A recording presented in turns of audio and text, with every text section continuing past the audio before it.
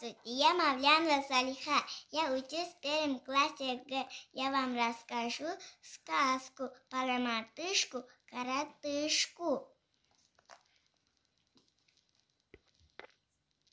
Захотела мартышка устроить праздник для всех зверей. Испекла она пирожки из банановой муки. Позвала она чаю гостей. Первым прилетел ворон Яшка, а за ним воробей.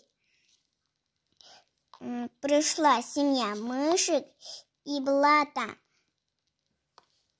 черепаха. Прибежали муравьишки, бабушка ежиха, а за ними зайчата. Мартышка угостила всех пирожками.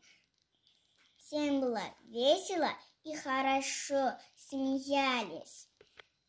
Угощение мартышки стало праздником для всех. Ставьте лайков.